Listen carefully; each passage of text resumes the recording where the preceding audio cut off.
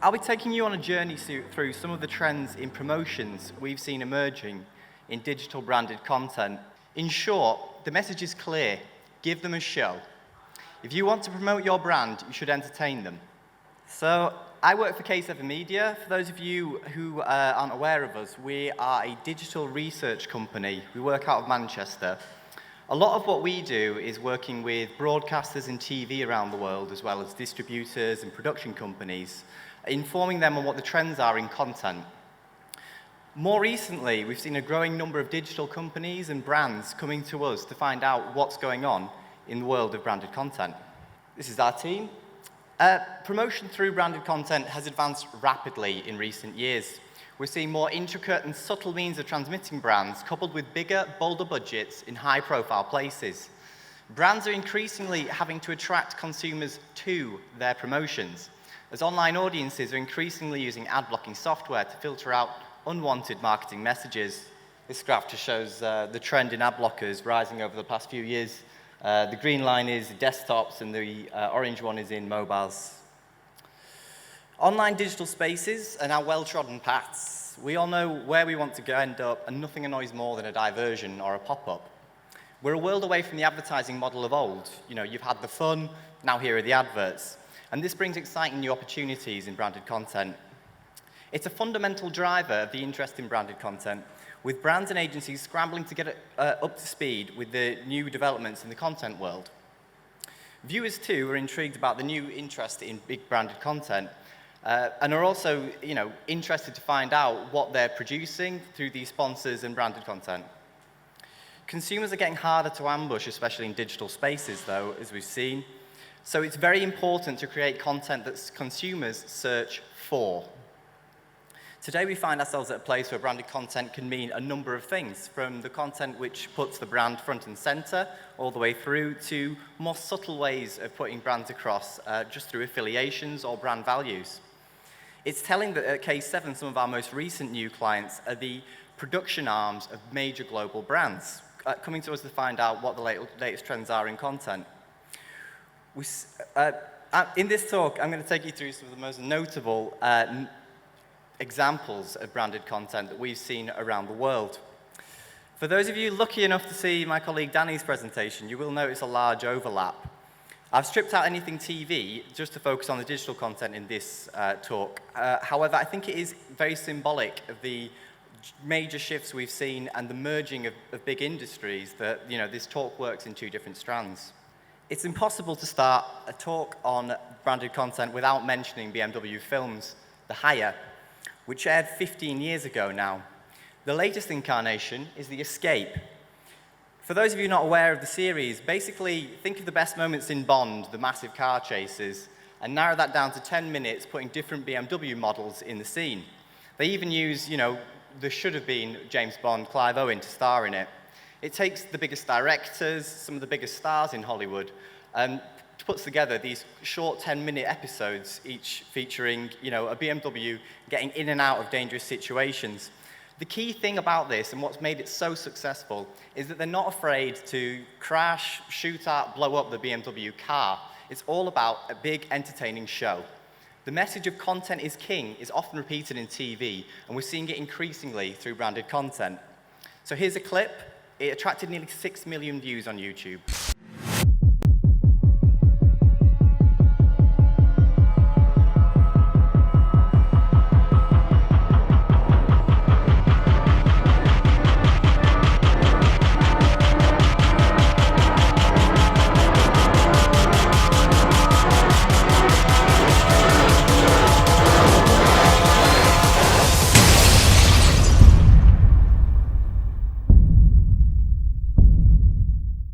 The motoring industry has been at the forefront of branded content, and different manufacturers have approached the challenge in different ways. While BMW was ahead of the pack, even predating YouTube by 4 years with The Hire, which are distributed through DVDs, it has a long-standing reputation as a luxury sports car manufacturer, which lends itself massively to entertaining products. So what do they do if you don't have, the biggest, most exciting brand, and don't enjoy the same market position? Premium ads are for premium products. Hyundai embraces its everyday mundanity and even pokes fun at it in the Suburban Sons.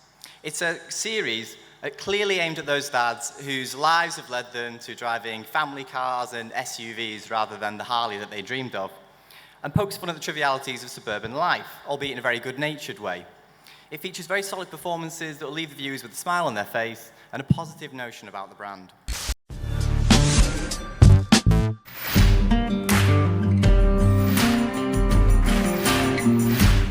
Our crew was founded 6 years ago today, and there is no secret.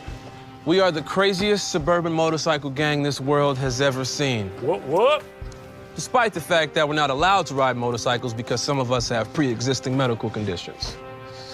Now, since this is our club's anniversary, people will be coming from all over the world to help us celebrate. We've got chapters from Oakland and Las Vegas that will be here, as well as some of the dads from the high school PTA. Ooh, those are tough dads to get. They sure are.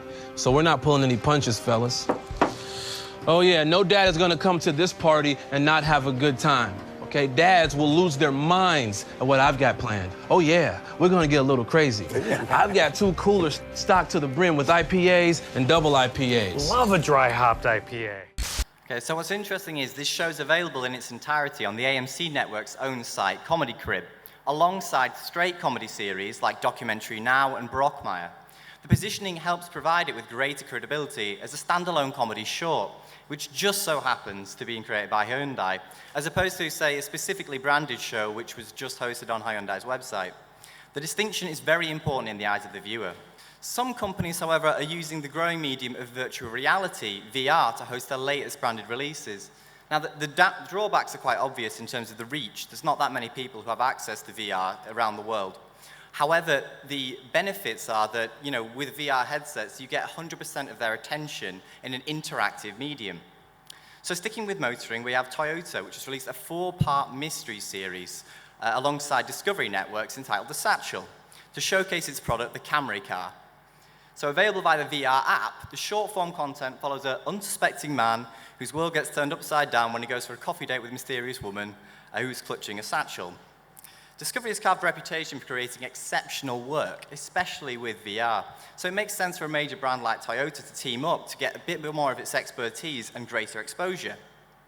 As with the previous 2 examples, the satchel focuses on the narrative rather than the VR gimmick. From the perspective of showcasing the Camry, it's done clearly and efficiently, without distracting from the drama. Why don't you tell us about this nice woman? That's the thing. I didn't really know her. I met her on a dating app. Her profile said she worked at a small bookstore, but she didn't look like any clerk I'd ever seen. Hi, I'm Jim. Yeah, I know. You look just like your picture. Tanya. Oh, Can't take your bag? No, thank you. I'll hold on to it. This your car? yeah, the Camry right here. So you're saying that this sweet bookstore clerk shows up at a coffee date in spike heels, a killer black dress, and she's holding this big, ugly bag? I could have been wrong about what she was wearing, but she was definitely holding that weird-looking satchel. And she was not who she said she was.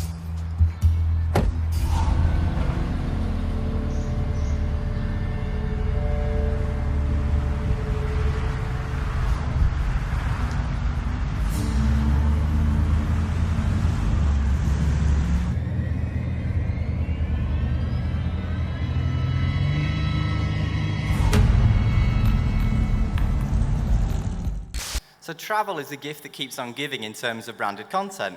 It can be tapped in many different ways, and you've got the whole world to choose from in the most gorgeous locations.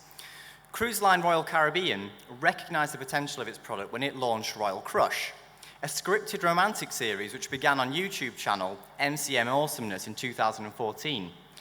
The series was created in a bid to increase awareness among a younger demographic who aren't the traditional passengers on cruise liners. It features YouTube stars and had a very, very heavy social media presence to help target its Gen Z audience. Here's a quick clip. I have a feeling this is going to be a trip I'll remember forever. I met the most amazing guy inside. He's smart and funny. I met a girl. Oh? A special girl. She's my cousin. Harsh. I like him. Please help me. He likes the kinds of things you like. Tell me what to say when I'm with him. Amazing, isn't it? Stunning. Stunning. You should have told me that you liked him.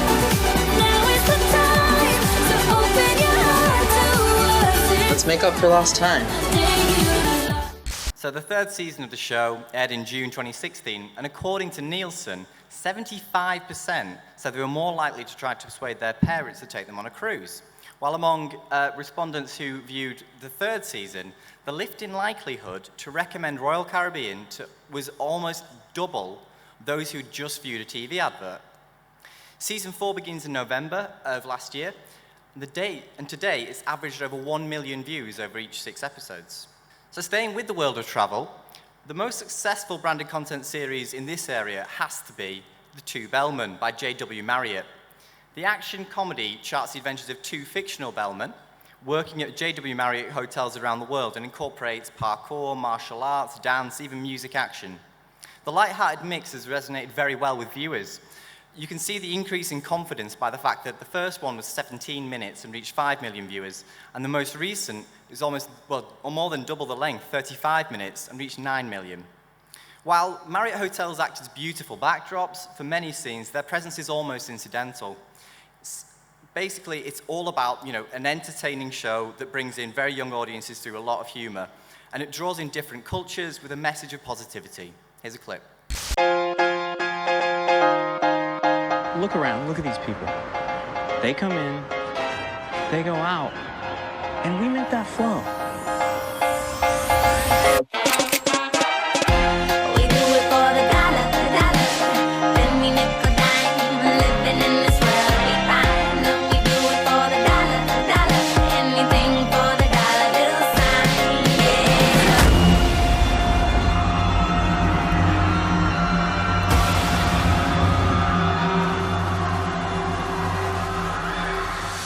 We are the lifeblood of this hotel. Without us, everything would be chaos. Look, man, I'm pretty sure people could figure out how to carry their own bags without us. So away from scripted, other hotel chains have been very ambitious in their approach when it comes to branded content. Both Sheraton and Renaissance hotel groups have original shows, all about supplementing their guests or would-be guests stay in major travel destinations. Sheraton teamed up with Showtime for On the Scene, which provides viewers with a whistle-stop tour of a particular city given by actors whose shows are in the areas. So, you get a view of the city, a quick tour of it, but also a little bit of insight behind the show. Meanwhile, Renaissance brought celebrity chef Andrew Zimmern on board for Navigator's Table. Each short episode sees Zimmern visiting a different Renaissance hotel in a different American city, where he hosts local celebrities and influencers to discuss the city's hidden gems and reasons to visit. The brand positioning is a little more traditional, and there's no doubting it's all about Renaissance hotels. At the same time, viewers are getting local insights into where to visit when they're there, and interesting things about the food that Zimmern's cooking. So while it's in its infancy, this kind of approach to branded content, it's part of a wider approach we're seeing by brands to give useful things. I think it's definitely worth mentioning. This is something that Nick touched on when he was on about Tasty, and basically it being content that users can also apply, as well as being interesting. Here's a quick clip. Hey, Billy, get down to the Renaissance Hotel tonight. Join me for the Navigators dinner. We're going to talk all things Chicago. I'm hosting a Navigators dinner here in the lobby of the brand new, newly remodeled Renaissance flagship hotel. I mean, look at this place. The one superpower that I have is knowing what to do and where to do it. And being chosen as a navigator is icing on the cake. I'm more curious and more interested in a place when I'm traveling, so I need a hotel that's going to give me the information I want and put me right in the center of the action. There's nothing better than this place. Okay, so we've looked at motoring and travel, two of the largest areas in branded content. Now it's the turn of food and drink. Last autumn, Starbucks debuted its original web series, Upstanders. Over the course of 10 episodes, the series aims to tell inspiring stories about ordinary people making positive changes in their community. The series was accompanied by podcasts and articles through the Upstanders website, as well as Starbucks app, and targeted millennial-focused websites such as the New York Post, Upworthy, and Mike.com. Here's a clip. Everybody coming out of prison should have an opportunity to make a new life. We were jaded. We're used to this. We didn't think it was going to change. I said, well, what are we supposed to do? When I go into a soup kitchen, I see opportunity. What I was being led to do was find a way to love these people. We are actually guardians of this community. What was going on with the world today? That was the problem. They wanted to give them dreams. You can be whatever you want to be. I watched the life come back to his eyes. We thought we have to work hard. I knew hundreds of women that just need a hand up. Even if it can't be done, it should be done. My world got bigger. I see a human being who now has some hope. It's not going to be easy and it's not going to be quick, but we can fix this and we should. So Starbucks can't claim to be particularly healthy, hence the focus on the socially aware angle. You'll notice no Starbucks products are visible within the self-funded, emotionally charged factual series. It's all about creating content that reflects the brand's aspirations. Starbucks' stated corporate mission is to inspire and nurture the human spirit, one person, one cup, and one neighborhood at a time. Although this may be pretentious, has to be said, it's very fair to say that Upstanders fulfills all of those briefs. In a different approach, Chipotle Mexican Grill is an American fast food and also carries a message of being socially aware, sustainable in its Radland series for kids. The mixed animation and action series focuses on farming practices, the promotion of fresh food, and organic ingredients, and it features well-known chefs, musicians, and YouTube stars. The show's 6 episodes are slightly random, but among a younger audience which requires fast-paced content, that's probably a good idea to have made, and it allows Chipotle to cram in as much varied content as they can. Here's a clip. Strap in, it's warp drive time. This is gonna be fun! Hey, people of Earth, this is great. I finally got everything up and running. I'm Trinket, by the way, and this is Lo-Fi. Aw, yeah, time to show you dudes how this is done. Who are you guys? We're the Cultivators, an elite team dedicated to the preservation of the many plants and animals in Galaxy 4755. Look out! Cultivators, we meet again. Let's do it. Yeah, let's get ready for Snack Challenge.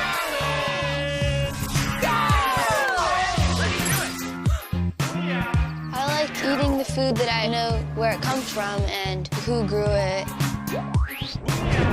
Good day, my dear shark. Do you happen to be an herbivore? Hi, I'm Chef Amanda Freitag. This is my friend, Michael Voltaggio. This is my associate, Duff. I'm excited to make one of my favorite things, an omelet. Come on, team, battle mode. Brands need to be particularly careful when it comes to targeting young demographics and under constant scrutiny to make sure they're delivering a responsible message. Particularly given that Chipotle is a fast food chain, Radland stays very much on the safe side, ensuring young viewers, would-be Chipotle consumers, are left with a positive and educational experience. One thing that must be added is that Radlands is available to buy on iTunes for $5, which might be a bit of a barrier when it comes to being taken up and viewed by kids, given it'll be the parents who are probably paying for it. I can't imagine that Chipotle are looking to make much money off it, more just to get, good, solid content out and recoup a little bit of the money and investment that they put into it. It's very much worth noting that the examples I've used, Starbucks and Chipotle, are both, on the fast food chain sort of way, so can't claim to be healthy, and all have kept the branded element to a bare minimum. There's massive scrutiny on all types of digital content nowadays, and they have to be very careful not to put a foot wrong and create a PR disaster by, say, promoting unhealthy lifestyle choices. From this perspective, it looks like Chipotle and Starbucks have really listened to the old adage, if you can't say anything nice, don't say anything at all, and applied it to their brands, keeping it to a minimum and promoting their values rather than the product itself. In Sweden, they opted to launch their branded content series live streamed on Facebook through a cooking show. Lager Live, which roughly translates as prepared live, is from a cheese brand and dishes up recipes and ideas decided through audience interaction. On Thursdays at 7:30, a regular time. It's hosted by celebrity chefs, and he has guests on as well, and ran through from spring until autumn. So far from being a revolving cycle of just fondue or biscuits, the presence of the cheesemaker's products is limited to a wheel of vat of Boston sauce cheese in the background, ensuring that the quality cooking and content remains front and center. Laga Live är det nya matlagningsprogrammet som sänder direkt på Facebook. Där kan ni ställa frågor direkt till mig och det är även ni som bestämmer vad jag ska laga för någonting. Okej, här är första gången någonsin Roy lagar fisk. Alltså det sjuka är att det smakar som en jättesaftig kyckling. Jag älskar köttfärssås. Vet du att det är Flashbacks längsta tråd? Va? Den här veckan så gästar humorgeniet Daniel Norberg mig. 19:30 på torsdag på Västerbottensost Facebook-sida. Missa inte det. A relative newcomer to the branded scene, Nike got off to a very strong start with its scripted series Margot vs. Lily, which launched just over a year ago. The web series features two completely different adoptive sisters, one obsessed with fitness and one more focused on socializing, which both challenge each other to swap talents in order to see who can beat the other at what they claim to do best. So although Nike clothing features very, very heavily, you don't ever get the feeling like you're having the trademark swoosh flashed up at every possible moment. More importantly, the narrative avoids the obvious preachiness about Lily having a more healthy lifestyle and being a better person. They're both quite flawed in certain ways, and so it promotes, use of the clothing across a wider audience than just sports lovers. It's a balance that appears to have hit a very sweet spot for Nike, with the episode notching up over 8 million views over the first 2 weeks. That is my sister Lily. She jumps around on YouTube for a living. Hearts and smarts. And that's my sister, Margot. She has a more sedentary lifestyle.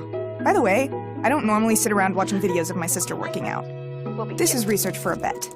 I dare you to start your own fitness channel. Okay, well, I would like to see you get more than 0 friends. You're on. Let's do this, Viking! Rule world! How does dinner sound? All right. Why would I ever watch you when I could just watch her? You want to be my friend? This is completely impossible. I can talk fitness all day. Allie, can you help me out? Not on the grid. I have an idea that will totally reinvent book club. Please leave.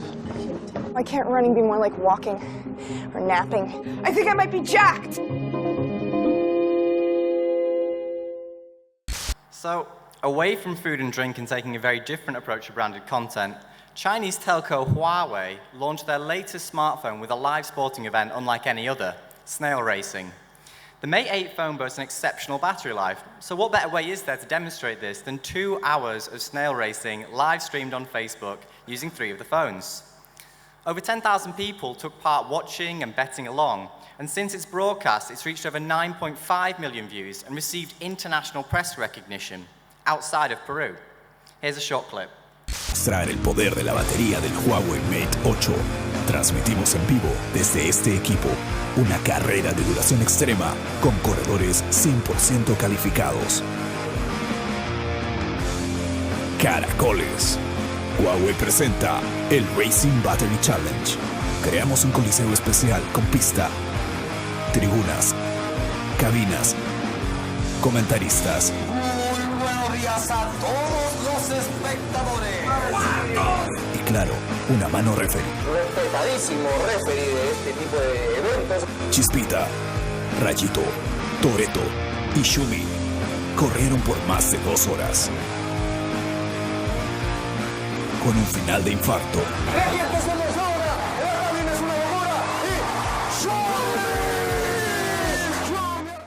So, staying with phones but digging a little bit deeper, Qualcomm chose to promote their processor chip with a sumptuous scripted film. Directed by Oscar winner Armando Bo, director of Birdman, it's a 30-minute thriller which follows a man whose girlfriend who loses his girlfriend and tries to track her down using her smartphone. How does a company making processing chips create something engaging, thought-provoking, and worthy of over 30 minutes of attention from someone with no knowledge of the brand and promoting something as, let's face it, boring as a processing chip? Well, with something like this. Hi, Emma in the future. This is Emma from the past. So in case you get some kind of crazy, weird amnesia, I just want you to remember this moment. See this? This is happiness. Did I ever tell you the story of Chandler the pig? Actually, we learned it was a she-pig, but we'd already named her Chandler. Ladies and gentlemen, let me introduce you to the world's last romantic. 怎么了？Emma 失踪了。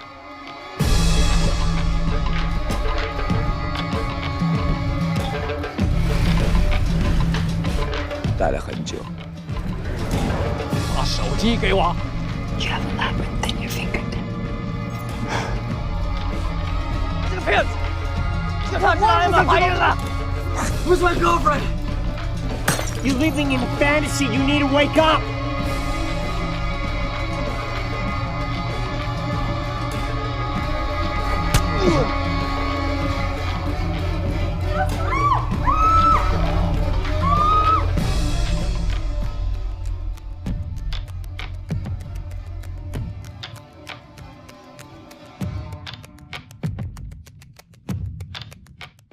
So from phones into chips, we now go right back out to telecoms company Globe in the Philippines.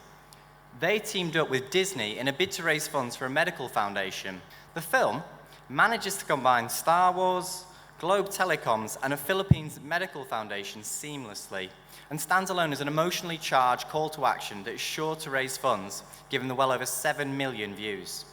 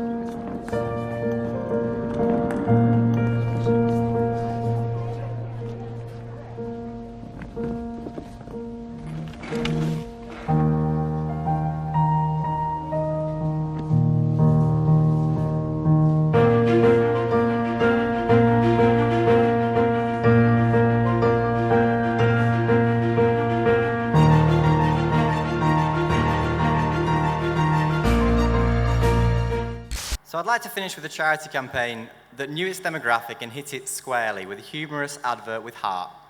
Donate Life's campaign was a collaboration with the Martin Agency that came about due to the managing director's direct experience of organ donation through his brother, who sadly passed away in 2008. It's since received over 2 million views on YouTube and no doubt saved plenty of lives. Here's the full thing. This is a story about Coleman Sweeney. Coleman, in short, was an asshole. Everyone in his small town knew it. It wasn't that he tried particularly hard to be unpleasant. It just seemed to come naturally to him. Coleman felt like the whole world owed him something, which caused him to regularly ignore the rules of a decent, acceptable society. Wow. Really?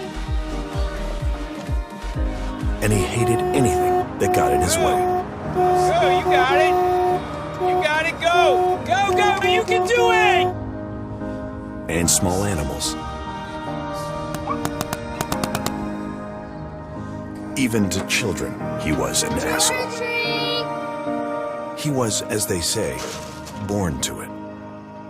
But then, the strangest thing happened. $3. Something entirely unexpected. Coleman Sweeney died. A brain aneurysm. Well, subarachnoid hemorrhage to be more specific. And it came as he argued over whether extra fries should be included in a $1.99 early bird breakfast, which was a typical Coleman Sweeney play. It was then that Sarah found something completely unexpected. Coleman Sweeney had registered to be an organ donor. Nobody knew what caused Coleman to do it, but there it was, generous and majestic. And that was the day that Coleman went from asshole to hero. You see, his liver went to Stan, a father of 2. His heart went to Miranda Morgan, Here has been to who went on to teach for 25 more years. And his tendons went to Staff Sergeant Donahue, who was able to walk again and would never need to be pushed across the street by his physical therapist. And in a moment of small world irony, his corneas went to his 82-year-old next-door neighbor so that she could finally see the crap that her dog made in the side yard and pick it up. Yes, in life, Coleman was a bona fide asshole. 365 days a year, 24/7. Hey, baby! But in death, well, let's just raise our middle fingers and shout, "Up yours, Coleman Sweeney. You're not an asshole anymore."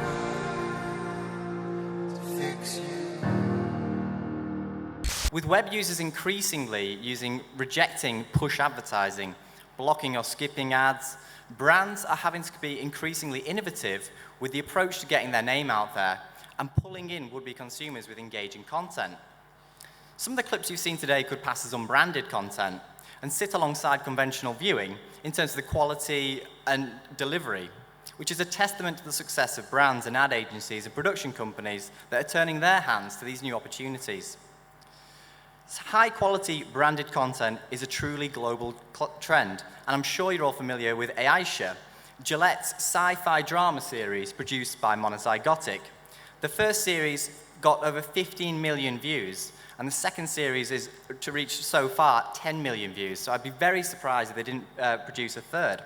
It will not be long before brands become as synonymous with quality entertainment as HBO and Netflix. I'm sure many of you will contribute towards that.